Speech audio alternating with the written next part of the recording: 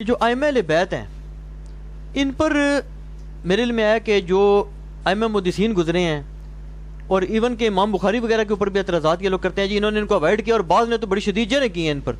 ये इसके बारे में आपके पास क्या नॉलेज है? जाहिर है जी उस वक्त एक बदनामी तो बन गई थी ना सुन्नी शिया कन्फ्लिक्ट की वजह से, तो नहीं ये बात दुरुस्त है, ने भी अवॉइड किया है, इमाम जाफर से हदीसें नहीं ली हैं।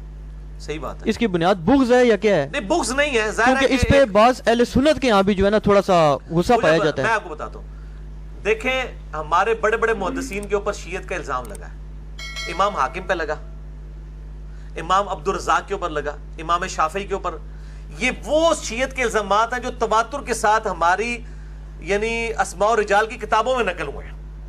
ठीक है ना जी, ये इनकान और अफ़दल हुब्बु आली मुहम्मदिन, ये अगर को कहता है ना कि जी मुझे दीवान शाफ़ी नहीं मिला, ये तवातुर के साथ अहले सुन्नत के मुहद्दिसीन ने इशार नकल किए हैं इमाम शाफ़ी के ऊपर, ये ब्लेम लगाए गए हैं।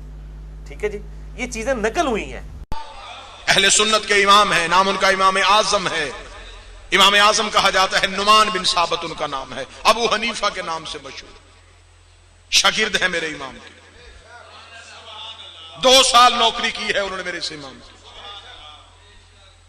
उनके शागिर्द है मालिक, ये अबू हनीफा के शागिर्द थे, यानी कि मेरे मौला सादिक के शागिर्द थे।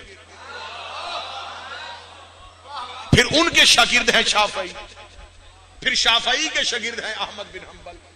यानी कि मुसलमानों के इमाम या मेरा इमाम का शागिर्द है, या शागिर्द का शागिर्द है, या शागिर्द के शागिर्द का शागिर्द है। इनमें से एक इमाम है इमाम मालिक, जो हाथ खोल के नमाज पढ़ते थे। आज भी इमाम मालिक के मानने वाले ज्यादा सऊदी अरब में पाए जाते हैं, ये हाथ खोल के नमाज पढ़ते। किसी ने पूछा था कि बाकी 3 आइमा हाथ बांध के पढ़ते हैं, आप हाथ खोल क्यों पढ़ते हैं? जवाब में पूरी तारीख बंद है अगर कुछ समझ सके। उन्होंने कहा मैं हाथ खोल के इसलिए पढ़ता हूं, उनका ताल्लुक कूफे से है, मेरा मदीने से है। हाय हाय हाय, मैंने जिंदगी मदीने में गुजारी, मेरे आबाओ अजदाद ने रसूल को देखा हुआ, हमने नबी को सिवाय हाथ खोल के कभी नमाज पढ़ते देखा ही नहीं। जिसका ताल्लुक मदीने से था वो आज भी हाथ खोल के नमाज पढ़े। और अपने नौजवान बच्चों की इल्मी वजाहत के लिए कहूं कि जहां इमाम आजम अबू हनीफा ने हाथ बांधने का हुक्म दिया है, उसने भी वाजिब की नीयत से नहीं दिया, उसका भी जुमला है बेहतर है कि हाथ बांध के पढ़ी जाए।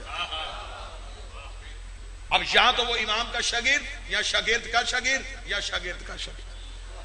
फिर आज पहला सवाल मेरी कौम के बच्चों के जहन में ये आएगा जिनकी हिस्ट्री से ज्यादा वाबस्तगी नहीं, कि जब वो इमाम का शागिर्द था तो फिर उसने इमाम के मुकाबले में फिका क्यों बनाया? ये सवाल फौरन जहन में आएगा या नहीं? अगर आप कहें तो मैं तारीखी मामला से पर्दा उठाऊं। इमाम का जब दर्स लगता था ना, जब इमाम पढ़ाते थे, तो जब इमाम पढ़ाते थे तो इमाम की शर्त थी कि मुझसे इल्म हासिल करने के लिए मुसलमान होना जरूरी नहीं। ये शर्त थी इमाम ने कहा कि ऐलान करवा दो, कलमा बेशक ना पढ़े, इल्म सीखे। और अगर आपके मजमे को जगाने के लिए मैं जुमला कहूं, जो शर्त इमाम ने लगाई थी वही शर्त आज मजलिस हुसैन में है। यहां भी कोई शर्त नहीं है कि मुसलमान हो तो जिक्र हुसैन में, हिंदू हो फिर भी आओ, ईसाई हो फिर भी आओ।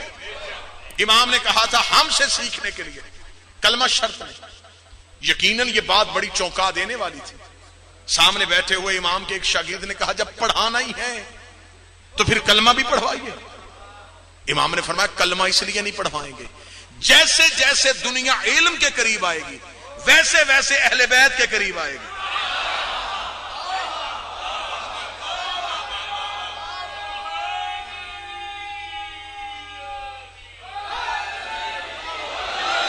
मौला ने फरमाया इल्म हमारा ही नाम है, ये सीखेंगे तो ये सब कुछ सीख लेंगे। क्या क्या जवाबात है, क्या क्या इल्मी कारनामे हैं मेरे शहंशाह के, कि एक शख्स वो जहन में एक सवाल लेके आया इमाम की बारगाह। अब सवाल उसका क्या था? हमेशा ये इल्म मुनाजरा का भी असूल है, इल्मुल कलाम का भी असूल है कि आपके सामने बात करने वाला आपसे पूछेगा कुछ, लेकिन मकसद वो कुछ निकालना चाहेगा। हमसे भी बाज़ औक़ात ऐसे सवालात हो जाते हैं जिसमें वो पूछ कुछ रहे होते हैं और हमें पता है कि जब हम जवाब देंगे तो ये नतीजा कहां लेके जाएंगे। अब उससे सवाल क्या किया, सवाल सुनिए। अब उस शख्स के ज़हन में सवाल ये था कि क्या अल्लाह अला कुल्ले शैन कदीर होने की वजह से यजीद को जन्नत में नहीं भेज सकता? ये उसके ज़हन में सवाल है। अब उसने अगर इमाम से सीधा ये पूछता तो उसे खबर थी कि इमाम कोई ना कोई किसी ना किसी तरीके से इनकार करेंगे। अब उसने पैंतरा बदला, उसने इमाम की बारगाह में आकर सवाल किया। उसका मौला एक सवाल लेके आया, इमाम फरमाया पूछ। उसने कहा अल्लाह अला कुल्ले शैन कदीर है। इमाम फरमाया बेच। मौला वो जो चाहे वो कर सकता है। मौला फरमाया वो जो चाहे वो कर सकता है। जुमला सुनिएगा। उसने कहा क्या अल्लाह एक अंडे में पूरी दुनिया बंद कर सकता है? अब उसके ज़हन में यह था कि इमाम कहेंगे हां बंद कर सकता है, तो मैं कहूंगा कि अंडे में दुनिया बंद करना नामुमकिन है। अगर वो खुदा ये कर सकता है तो वो यजीद को जन्नत में क्यों नहीं भेज सकता? सवाल समझ गया? अब सवाल आपके ज़हन में, अब मैं जवाब इमाम पढ़ने लगा हूं। और मैंने अक्सर मिंबर से बाबा हबीब शाह ये जुमला कहा है कि इमाम का जब जवाब लिया जाए तो किताब का नाम लेने की जरूरत नहीं पड़ती, जवाब खुद बता देता है कि ये इमाम की जुबान से निकला।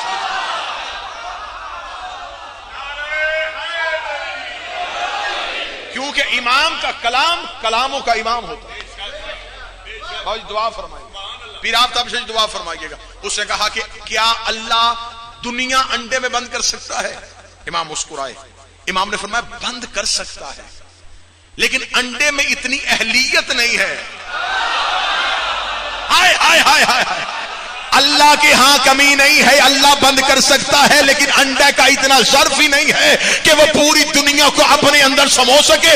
उसके चेहरे पे हल्की सी परेशानी आई। इमाम ने कहा अब तेरे अंदर वाले सवाल का जवाब बताओ। अंडे में इतनी अहलियत नहीं है कि वो दुनिया को समा सके। अल्लाह भेज सकता था जन्नत में, यजीद में इतनी अहलियत ही नहीं है। दूसरा सवाल यह, मैं बड़ी जल्दी जल्दी जवाब देना चाहूंगा। दूसरा सवाल यह कि जब वो शागिर्द ही था इमाम का, तो फिर उसको इमाम के सामने क्यों बिठाया गया? हर दौर की हुकूमत ने इमाम का मुकाबला करवाने के लिए हर मुमकिन कोशिश की है कि कुछ भी देना पड़े, इमाम के मुकाबले पे एक मजहब बनाना चाहिए। जब मंसूर दवान की इमाम के दर्स में आया था, जब ये इमाम के दर्स में आया था तो इसने पहले अपने नौकर भेजे कि आज मैं दर्स इमाम सुनना चाहता हूं। मंसूर के नौकरों ने आके इमाम के शागिर्दों को बताया कि आज इमाम से कहना कि दर्स इस अंदाज में दें कि आज बादशाह आ रहा है, आज जिले सुबहानी आ रहा है, आज हाकम वक्त आ रहा है। लेकिन उन्हें यह खबर नहीं थी कि हुकूमतों की वजह से हुज्जत के बयान नहीं बदले। शागिर्दों ने कहा कि मौला आज मंसूर आ रहा है। तो इमाम ने फरमाया फिर हमें क्या करना चाहिए? मौला क्या होगा? इमाम ने फरमाया जैसे दर्स चलता है वैसे ही चलेगा। इमाम दर्स दे रहे थे या वो पूरे अपने जाहो जलाल के साथ आए। जो ही इमाम के दरवाजे में पहुंचा, उसने कहा कि मेरे सिपाहियों, मेरे घोड़ों के शोर की वजह से एक दफा इमाम के सामने बैठे शागिर्द उठेंगे, फौरन मजमा फटेगा, मुझे रास्ता दिया जाएगा, इमाम के करीब कोई मसनद लगाई जाएगी, मेरा कोई सरकारी प्रोटोकॉल दिया जाएगा। इमाम के शागिर्द इमाम की बातें सुनने में इतने महजूज थे कि मंसूर आके बैठ भी गया और शागिर्दों में से किसी को पता भी ना चला।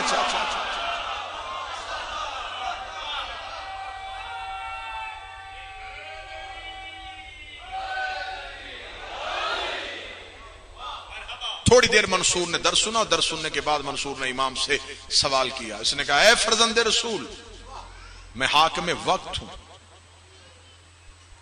हाकिम वक्त की अतात वाजिब होती। इतना कहना था या इमाम उसकी तरफ मतवज्जे हुए। इमाम ने फरमाया किसका जानशीन है तू? कहने लगा आपके नाना रसूल का। मुझे हुकूमत मुसलमानों की अजमा ने दी। इमाम ने फरमाया अच्छा तो क्या तू जानता है कि नबी की नबूवत सिर्फ इंसानों पे थी या कुल मखलूकात पे थी? जवाब इमाम सुनिएगा, ये बात किसी आम इंसान से नहीं हो रही, उस दौर के बादशाह से हो रही। इमाम ने कहा तू जानता है कि नबी की नबूवत तमाम मखलूकात पे थी? कहने लगा बेशक उनकी नबूवत तमाम मखलूकात पे थी। इमाम ने फरमाया अगर तू उनका जानशीन है तो तेरी हाकमियत भी तो तमाम मखलूकात पे होनी चाहिए।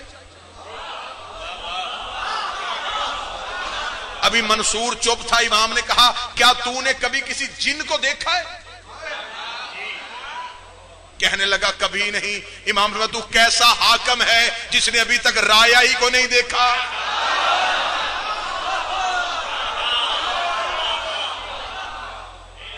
क्या तूने कभी किसी फरिश्ते को देखा है? तू कैसा हाकम है, तू अपनी राया से वाकिफ नहीं। इतना कहना था या भरी महफिल से शागिर्दों से मुस्कुराने की आवाजें।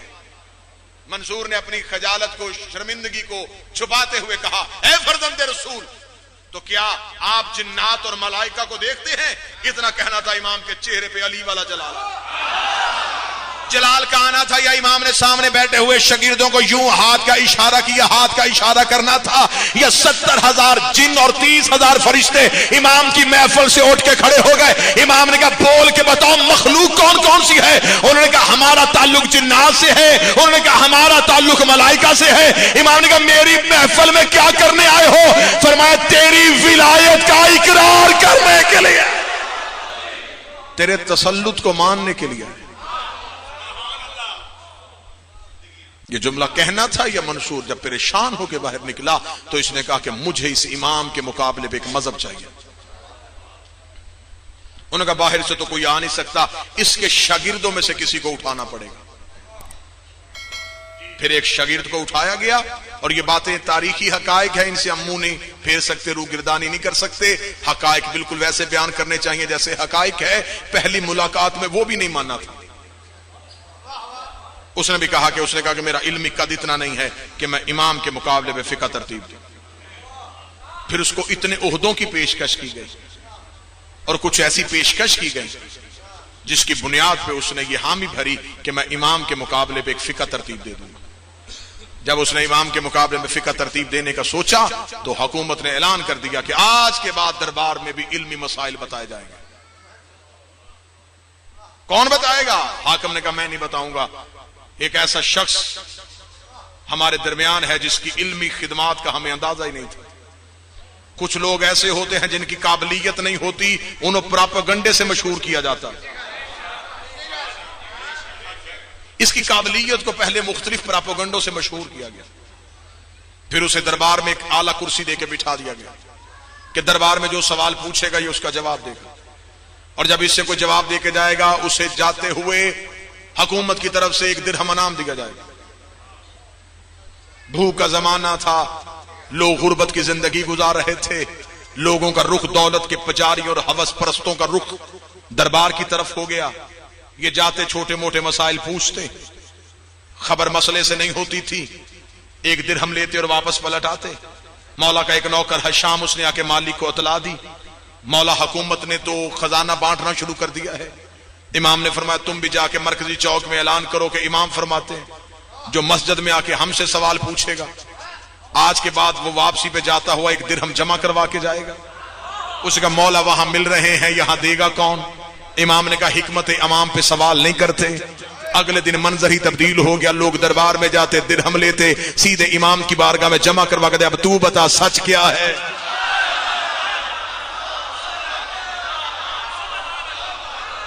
मौला हुसैन मालिक हुसैन खजाने खाली होते गए, मजहब आले मोहम्मद का फैलता इतना फैला कि इमाम ने फौरन 40,000 शागिर्द फारिगुल तहसील कर दी। पहली इमाम की खेप जो शागिर्दों की जफर भाई इमाम के मदरसे से फारग हुई, उनकी तादाद तारीख ने 40,000 लिखी। ये 40,000 वो थे जिन्हें लम्हों में इमाम ने कोर्स मुकम्मल करवाया। इनमें कोई इल्मुल कलाम, कोई इल्मुल हदीस, कोई इल्म तफसीर, इल्म कीमिया, इल्म फिजिक्स, इल्म मुआशियात, हर इल्म इमाम ने उनको दे दिया। और ये जो मैं 40,000 तादाद कह रहा हूं, माजल्ला इसमें इमाम की अलूम की हदबंदी नहीं है कि सिर्फ 40,000 ही शागिर्द बना सके। वक्त इतना मुख्तसर था। जैसे कि अब इज्जतदार अदीब चेहरों से मैं दाद लेने लगा हूं। जैसे कि बाद औकात लोग कहते हैं बाबा जी कि नहजुल बलागा मौला अली की मोजे वाली किताब। नहजुल बलागा अली का मोजा नहीं, एक आलम दीन का मोजा है जिसने अली के खुतबे इकट्ठे किए। अली के मोजे का नाम कुरान है। सिर्फ 40,000 तादाद मुअय्यन नहीं हुई, 40,000 इमाम ने शागिर्द बनाए। अब मजहब की तरवीज देखना, ये फिका जाफरिया फैली क्यों, ये मजहब फैला कैसे? इतना खतरनाक दौर कि हर दौर की हुकूमत इस मजहब के खिलाफ, दिरहम और दिनार तोले जा रहे हैं, गर्दनें काटी जा रही हैं, खोपड़ियों के मीनार बनाए जा रहे हैं, इंसान के लहू के गारे बन रहे हैं। इस मजहब को तीर तलवार से काटा जा रहा था, फिर भी यह मजहब इतना फैल गया।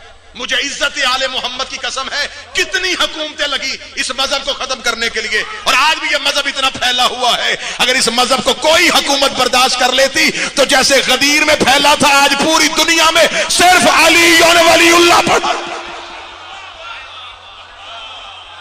ये जो आज मकतबे तशय्यो है,